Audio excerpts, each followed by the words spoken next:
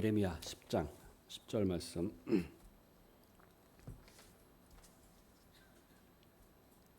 한 절이니까요. 다 같이 한 목소리로 읽겠습니다.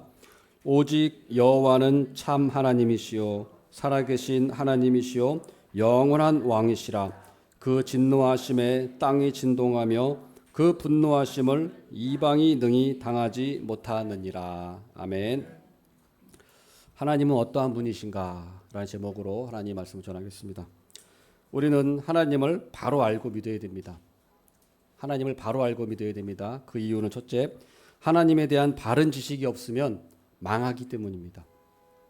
우리 호세아 4장 6절 말씀 다 같이 한번 읽겠습니다.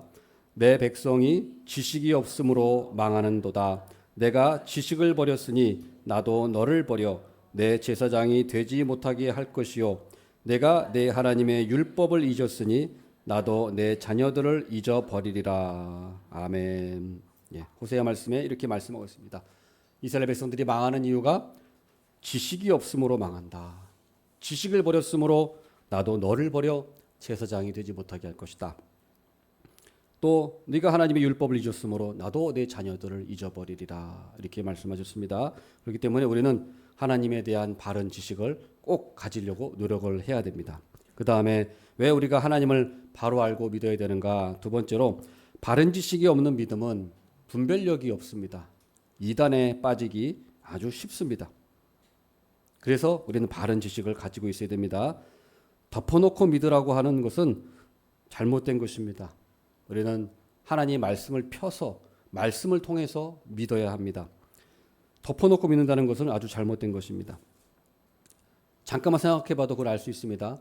우리가 알지 못하는 대상을 어떻게 믿을 수 있겠습니까? 알지 못하는 대상을 어떻게 신뢰할 수 있겠습니까? 우리가 어떤 돈 거래를 할 때도 그 사람에 대해서 잘 알아야만 돈 거래를 합니다. 그런데 우리가 믿는 우리 구원이 달린 문제에 있어서 이 문제에 있어서 우리가 알지 못하는 대상을 어떻게 믿을 수 있겠습니까? 어떻게 신뢰할 수 있겠습니까? 아는 만큼 신뢰할 수 있는 겁니다. 그래서 알지 못하고 믿는다. 이것은 이방 종교가 그런 거예요. 이방 종교는 이 신에 대한 대상을 별로 알 필요가 없어요. 그냥 주문을 주저리 외우면 됩니다. 내 열심으로 그냥 감동시키는 거예요. 그게 이방 종교입니다. 사도행전 17장에도 보면 아테네 사람들이 알지 못하는 신에게라는 제단에 그 신을 섬겼어요. 알지 못하는 신에게. 그냥 알지 못해도 그냥 뭔가 어떤 그 자기가 어떤 뭔가 소원을 비는 그런 행위, 그것에 만족을 해서 그냥 거기에 경배하고 엎드리고 제단을 바치는 거예요. 그때 바울이 내가 그 알지 못하는 신을 너희에게 알려주겠다라고 하면서 바로 하나님, 예수님, 성령님을 바로 그들에게 가르쳐 준 겁니다. 워치만이라고 하는 중국의 유명한 사람이 있습니다. 좀 신앙에 관심 있는 분들은 워치만이라는 사람을 많이 들어봤을 거예요. 그 사람이 쓴 책이 유명한 책이 있습니다. 영에 속한 사람. 그 책이 유명해요. 우리 한국 교회를 오래전 20-30년 전부터 굉장히 영향력이 있는 책이에요. 영에 속한 사람. 왜냐하면 책 제목을 보면 굉장히 제목이 임팩트가 있거든요. 누가 영에 속한 사람이 되기를 싫어하겠습니까? 그러다 보니까 사람들이 그 책을 많이 읽었어요. 워치만리. 중국 사람입니다. 죽었어요, 지금. 근데 이 사람이 이단입니다. 이단이에요. 근데 그 워치만리가 우리 한국에 퍼졌을 때는 그게 이단인지 몰랐어요, 잘. 그래서 생명의 말씀사에서 영에 속한 사람을 번역을 했습니다. 그러니까 생명의 말씀사에서 번역을 해놓으니까 사람들이 그게 이단인지 모르죠, 당연히.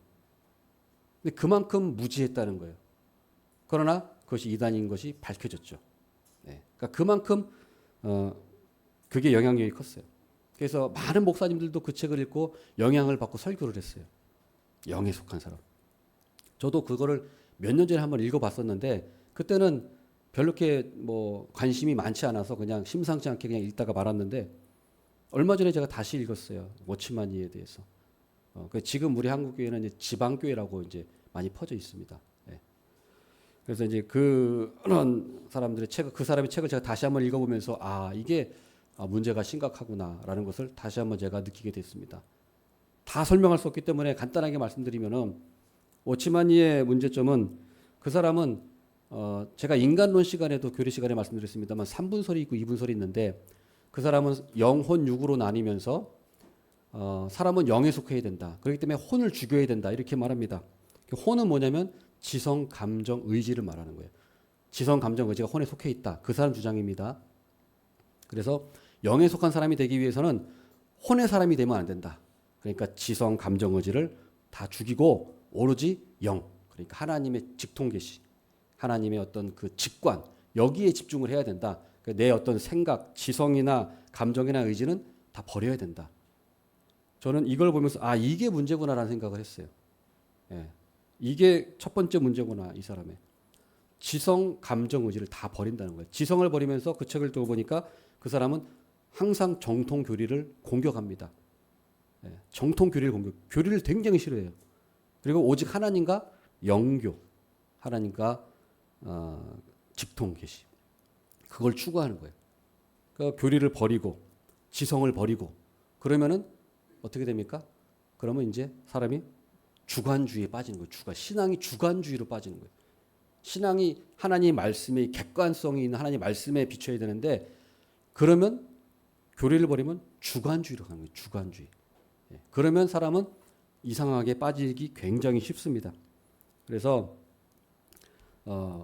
그런 문제가 있는 걸 보면서 바른 지식이 없는 믿음은 이렇게 이단에 넘어가기 쉽다는 것을 우리가 꼭 알아야 됩니다. 그럼 세 번째로 하나님을 바로 알아야 영생을 얻으며 참된 기쁨과 평안을 누리게 되기 때문입니다. 요한복음 17장 3절 말씀 한번 다 같이 읽겠습니다. 영생은 곧 유일하신 참 하나님과 그가 보내신 자 예수 그리스도를 아는 것이니이다. 영생은 하나님을 아는 것이다. 물론 아는 것만 가지고는 안 됩니다. 그러나 아는 것이 기초가 돼 있어야 돼요. 네. 왜냐하면 아까도 말씀드렸지만 아는 것이 바르지 않으면 거기에 서 있는 믿음은 도대체 무슨 믿음이라는 말입니까? 그렇잖아요. 그러니까 아는 것이 전부는 아니지만 아는 것이 분명히 확실한 기초가 돼야 돼요. 바른 암, 바른 지식. 하나님을 바로 알지 못하면 참된 기쁨을 누릴 수 없습니다. 참된 평안을 누릴 수 없어요. 이단에 빠진 사람들 여러분 보시면 그 사람들 삶이 평안해 보입니까? 뭔가 자기 나름대로는 뭔가 하나님의 일을 한다고 굉장히 열심히 하는 것 같지만 그 사람의 마음에는 평안이 없어요.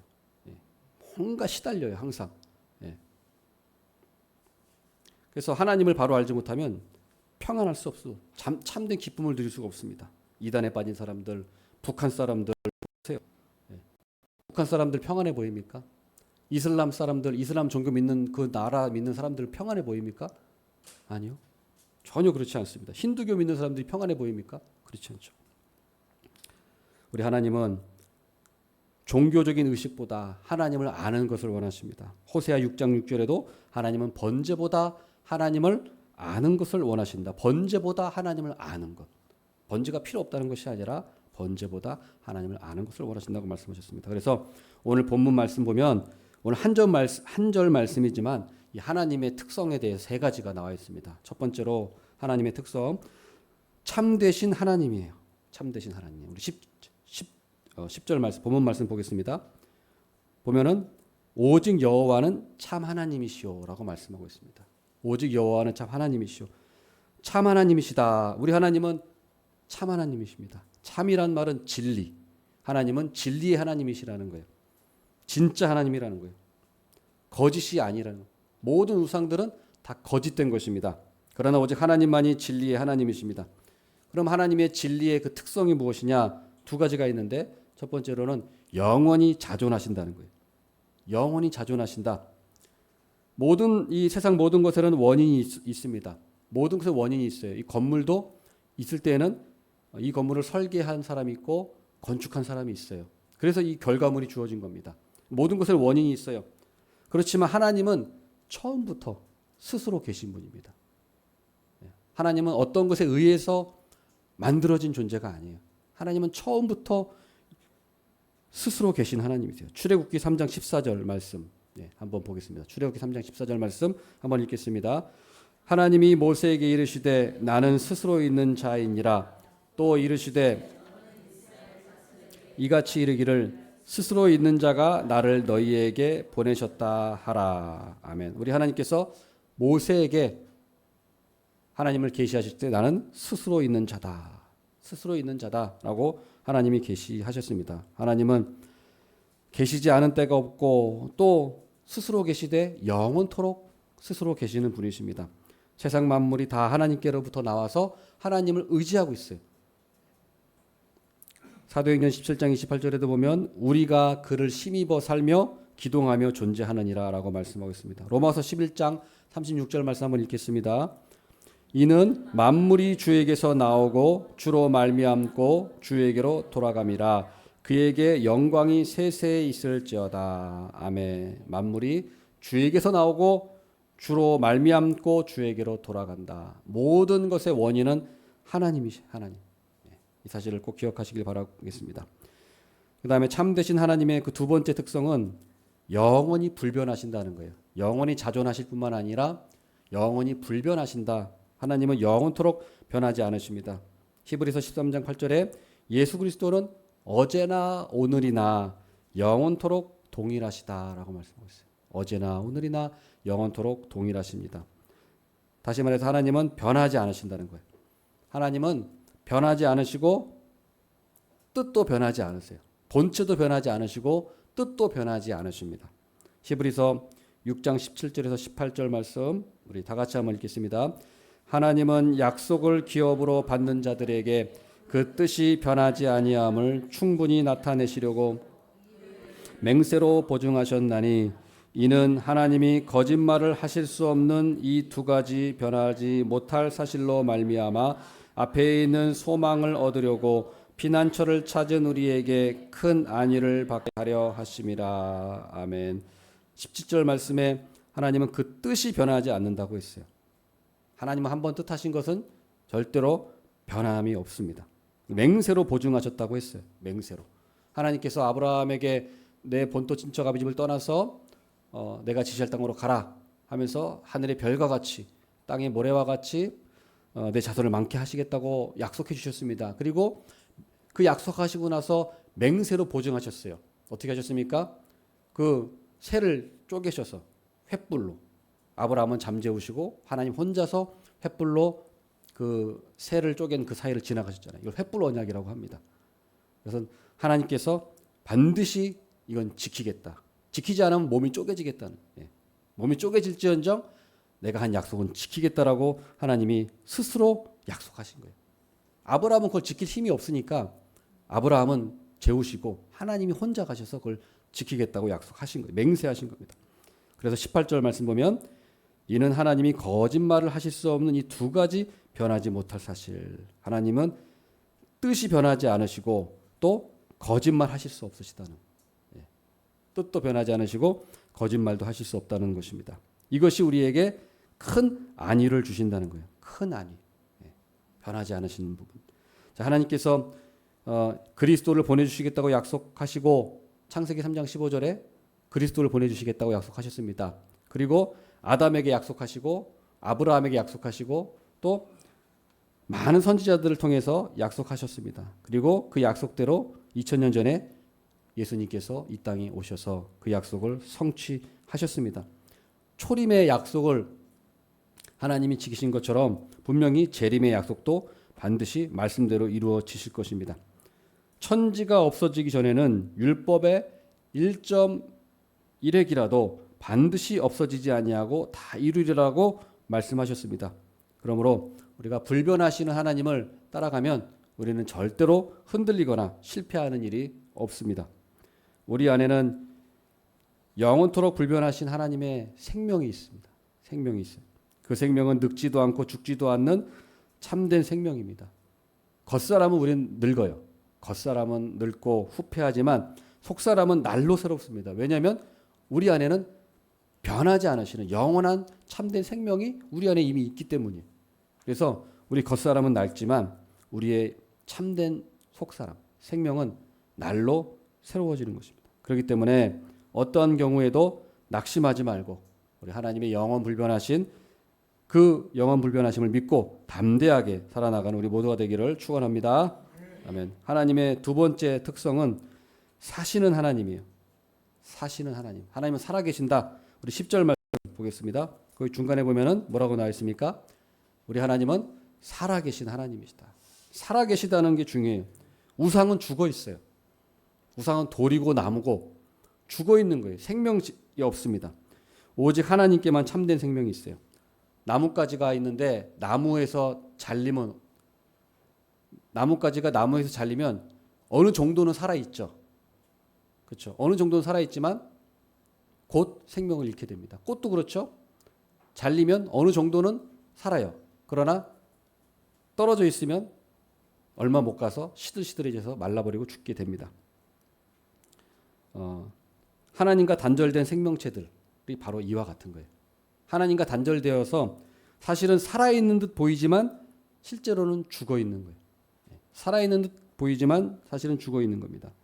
하나님은 죽은 자의 하나님이 아니요 산자의 하나님이시라. 하나님은 죽은 자의 하나님이 아니시오 산자의 하나님이시라.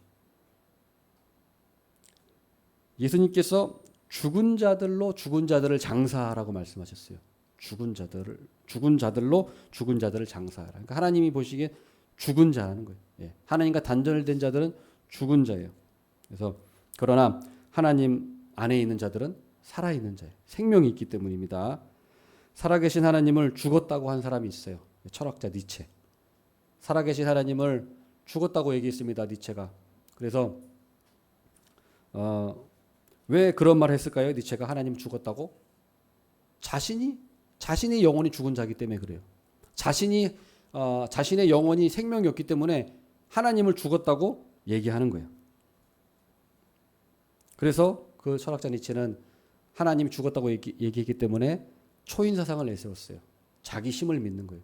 초인, 독일어로 위버맨시. 그게 어디 가수가 위버맨시라는 노래도 만들었던데요. 예, 제가 잘 기억이 안 납니다만, 예, 그 아이돌 가수 중에 위버맨시라는 노래를 만든 가수가 있어요. 위버맨시가 독일어인데 위버는 영어로 오버예요. 오버. 맨시는 맨. 그러니까 위버맨시는 영어로 말하면 오버맨. 다른 말로 하면 슈퍼맨을 말하는 거예요. 슈퍼맨. 그러니까 이 니체는 슈퍼맨 사상을 얘기했어요. 초인, 슈퍼맨. 사람은 슈퍼맨이 돼야 된다. 왜요? 하나님은 죽었으니까 자기가 이제 각자 도생해야 될 거 아닙니까? 의지해야 될 하나님을 의지하지 않는데 자기가 스스로 인생을 개척해야 될 거 아니에요. 그러니까 당연히 강해져야 한다 하고 초인 사상을 내세웠습니다. 그래서 강한 사람만 살아남고 약한 자는 도태돼야 된다. 그래서 우생학을 내세워서 유대인들을 학살했죠. 저희들은 열등한 민족이니까 죽여서 이 인류에는 아주 우수한 이 아리안 종족만 남겨야 된다 해서 히틀러는 그 사상으로 유대인들을 다 죽였어요. 그것이 철학자 니체에게서 나온 것입니다. 히틀러가 철학자 니체의 책을 그렇게 탐독을 했다고 합니다. 니체는 어떻게 됐느냐? 결국에는 말년에 10년 동안 정신착란을 겪었어요. 그래서 정신병동에 갇혀가지고 10년 동안 정신질환을 앓다가 결국엔 거기서 쓸쓸히 생을 마감했습니다. 하나님을 외면하고 하나님을 죽었다고 한 자가 당연히 온전하게 살 수 있겠습니까? 자, 그러면 우리 살아계신 하나님의 사역은 무엇인가? 두 가지를 말씀드리겠습니다. 살아계신 하나님의 사역은 첫 번째로 하나님은 살아계셔서 쉬지 않고 일하신다는 거예요. 자, 생물들을 보십시오. 생물들은 보면 살아있기 때문에 움직입니다. 생물들 보면 죽어 있는 건 움직이지 않아요. 살아있는 건 다 움직여요. 지구상에 있는 생명체를 다 보세요. 살아있는 한 쉬지 않고 일합니다. 개미를 보십시오. 쉬지 않고 일합니다. 배짱이 보세요. 우리는 개미와 배짱이가 그 이솝 우화 때문에 배짱이는 게으른 곤충으로 우리는 생각하고 있습니다만은 생물학적으로는 절대 그렇지 않아요. 배짱이는 오히려 개미보다 더 부지런하다고 밝혀졌습니다. 오히려 개미는 일 안 하고 있는 개미도 있대요. 일개미만 일하고 일 안 하고 있는 개미, 놀고 먹고 있는 개미도 많이 있어요. 예, 실제로 정말로. 그런데 배짱이는요, 곤충으로 다른 곤충을 사냥하기 위해서 이 나무에서 저 나무, 저 풀잎에서 저 풀잎으로 계속 왔다가 쉴 새 없이 날아다니면서 부지런히 움직인다고 합니다. 왜 그랬을까요? 살아있기 때문에. 살아있는 생명체이기 때문에. 근데 우리 하나님은 살아계신다는 거예요. 살아계시기 때문에 우리 하나님은 끊임없이 일하시고 과거도 일하셨고 현재도 일하시고 미래도 일하실 거예요. 하나님은 창조만 하시고 그냥 하늘에서 주무시고 계신 것이 아닙니다. 우리는 절대 그렇게 생각하면 안 돼요. 창조하시고 그냥 쉬시는 것이 아니라 하나님은 지금도 일하고 하고 계시는 하나님이세요. 그것을 하나님의 섭리라고 말하는 거예요. 하나님의 섭리. 섭리가 어려운 말이지만 쉽게 말하면 하나님이 지금 일하고 계신다는 얘기입니다. 하나님 활동하고 계신다는 게 섭리예요. 그래서 하나님의 사역은 창조와 섭리로 나뉘는 거예요. 창조하시고 섭리. 섭리는 뭐냐? 창조하신 창조물에 관련된 일을 하시는 게 섭리예요. 그래서 섭리에는 두 가지가 있어요. 보존과 통치. 보존하신다. 하나님은 이 세상을 창조하시고 지금 이 태양이 정확히 동쪽에서 뜨고 이 우주 코스모스가 시계보다 더 정확하게 한 치 오차도 없이 움직이는 것은 하나님이 이 우주를 만들어 놓으시고 보존하시고 계시기 때문이에요. 그렇기 때문에 우리가 안심하고 살 수 있는 거예요. 불안정하지 않고. 이게 하나님이 지금 섭리하시는 거예요. 그 다음에 하나님의 섭리에 또 하나님은 통치하시는 거예요. 통치. 하나님은 지금도 믿는 사람들 안에서 통치하세요. 그래서 하나님은 우리 속에 빌립보서 1장 6절에 보면은 착한 일을 시작하시고 그리스도 예수의 날까지 이루어 가신다고 말씀하고 계십니다. 우리 하나님은 믿는 자 안에서 물론 이 세상 왕들을 다 통치하고 계시고요. 뿐만 아니라 믿는 자들 안에서 하나님께서 역사하고 계신다는 거예요. 우리는 그걸 믿어야 돼. 그게 믿음입니다. 그게 섭리에 대한 믿음이에요. 그러므로 우리는 이 하나님의 섭리를 믿고 날마다 우리는 하나님께 말씀을 읽고 기도하고 나아가야 돼. 그 믿음 생활에 힘써야 될 줄로 믿습니다. 살아계시는 하나님의 두 번째 사역은 기도에 응답하시는 하나님이십니다. 하나님은 기도에 응답하십니다. 하나님은 왜 기도에 응답하실까요? 살아계시기 때문에. 우상은 죽어있기 때문에 들을 수 없어요. 응답할 수 없습니다. 그러나 하나님은 살아계시기 때문에 들으신다는 거예요. 응답하신다는 거예요. 반드시 들으시고 반드시 응답하신다는 것이 하나님의 약속입니다. 엘리야와 바알 선지자가 갈멜산에서 850명 대 1명으로 싸웠잖아요. 바알과 아세라 선지자 850명이 어떻게 했습니까? 아침부터 저녁까지 그냥 광란의 칼을 춤을 췄어요. 칼을 들고 막 광란의 춤을 막 추면서 자기 몸을 칼로 행하면서 막 바알 아세라 선지자를 막 큰 소리로 막 부르면서 하루 종일 밤낮 그렇게 했으나 바알과 아세라는 아무런 응답이 없었어요. 당연하죠. 죽어 있는 신이니까. 아무런 능력도 없는 신이니까. 반응이 없죠. 그러나 그 다음 엘리야 선지자는 하루 종일 기도한 게 아니고 그 바알과 아세라 선지자가 그렇게 부르고 나서 끝난 다음에 그 다음 차례에 엘리야 선지자가 등판했어요. 그리고 엘리야 선지자가 무릎 꿇고 저녁에 하나님께 기도했을 때 그 성경 말씀 보면은 엘리야가 하나님께 그냥 저녁에 나와서 한 번 기도했는데 하나님께서 바로 불로 응답하신. 그 바알과 아세라 선지자들은 밤낮 자해하고 별 춤을 춰가면서 막 고래고래 소리 질러도 아무런 일이 일어나지 않았지만 엘리야 선지자는 한 번 하나님 앞에 나와서 간절히 기도했는데 하나님께서 들으시고 하늘에서 불이 나와서 제단에 물까지 다 또랑까지 핥아서 그렇게 태운 그런 역사가 일어났다는 것입니다. 그래서 우리가 하나님은 살아계시기 때문에 기도에 응답하시는 하나님이에요. 우리가 응답받지 못하는 것은 기도하지 않기 때문이고 기도해도 응답받지 못하는 것은 정욕으로 쓰려고 잘못 구하기 때문이에요. 마태복음 7장 7절에서 8절 말씀 우리 다 같이 읽겠습니다. 구하라 그리하면 너희에게 주실 것이요 찾으라 그리하면 찾아낼 것이요 문을 두드리라 그리하면 너희에게 열릴 것이니 구하는 이마다 받을 것이요 찾는 이는 찾아낼 것이요 두드리는 이에게는 열릴 것이니라. 아멘. 이 사실을 꼭 믿으시기를 바랍니다. 하나님은 반드시 살아계셔서 우리의 기도를 들으시는 분입니다. 우리 하나님은 전능하신 하나님이시고 살아계시고 역사하시는 하나님이시고 그 하나님이 우리의 아버지가 되신 하나님이세요.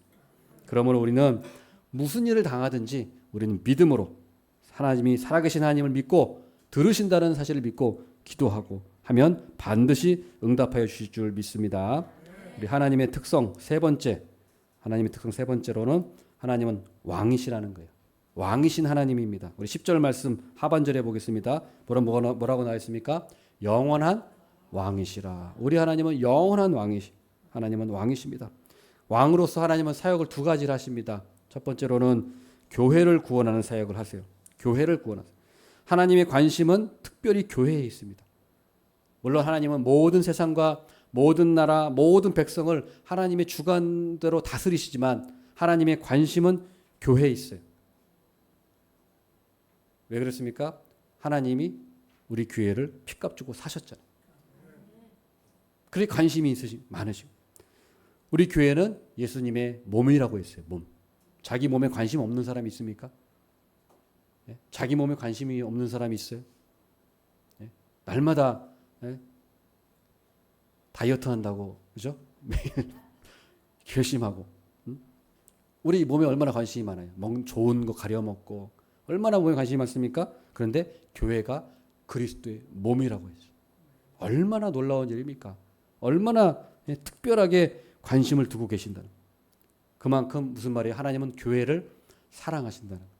교회를 사랑하신다. 교회를 보호하시고 키워나가시고 장차 재림하셔서 교회를 구원하실 거예요. 우리 요한계시록 7장 9절에서 10절 말씀도 한번 읽겠습니다. 시작. 이 일 후에 내가 보니 각 나라와 족속과 백성과 방언에서 아무도 능히 셀 수 없는 큰 무리가 나와 흰 옷을 입고 손에 종려가지를 들고 보좌 앞과 어린 양 앞에 서서 큰 소리로 외쳐 이르되 구원하심이 보좌에 앉으신 우리 하나님과 어린 양에게 있도다 하니. 아멘. 요한계시록의 하늘의 천상교회의 모습이에요. 천상교회, 천국, 천상교회. 천국은 천상교회입니다. 우린 지금 지상교회고요. 우리는 한번 교회 몸을 들이면 교회의 몸 담고 있는 거예요. 죽으면 교회를 벗어난다? 그게 아니고 지상교회, 천상교회. 우리는 교회의 성도로 영원토록 있는 거예요. 영원토록. 그래서 천상교회에서 무슨 일이 있습니까? 각 나라와 족속과 백성과 방언. 모든 과거부터 미래까지 예수 그리스도를 구주로 영접한 사람들이 얼마나 많겠습니까? 그 많은 능히 셀 수 없는 큰 무리들이 하나님 흰옷을 입고 나와서 종려가지를 들고 하나님을 찬양한다. 그래서 하나님과 어린 양, 예수 그리스도를 우리가 찬양한다는 거예요. 그래서 역사상 많은 성도들이 하늘교회 성도, 지금 우린 지상교회 성도지만 우리가 천국 가서는 하늘교회 성도가 되는 것입니다. 이처럼 교회는 역사상 수많은 핍박을 받았습니다. 수많은 핍박을 받았지만 절대로 망하진 않았어요. 교회가 세워진 이래로 교회가 여태까지 망한 적이 없습니다. 픽박을 받았지만 하나님의 교회를 핍박한 사람들이 오히려 심판을 받아서 멸망했어요. 교회를 핍박했던 로마 제국은 멸망했을지라도 하나님의 교회는 어떻게 됐습니까? 유럽 교회 전역으로 퍼졌어요. 로마 제국은 476년에 오도 아케르에 의해서 로마 제국이 멸망했어요. 로마 제국이 멸망했을 때 교회가 멸망했냐? 천만의 말씀. 로마 제국은 멸망했지만 교회는 오히려 그 로마를 지배했던 게르만 민족에게 퍼졌어요. 그 게르만 민족이 서유럽, 프랑스,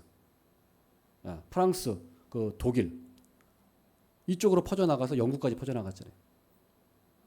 로마 제국은 멸망했지만 하나님의 교회는 유럽 전체로 퍼져나갔어요. 그게 역사입니다.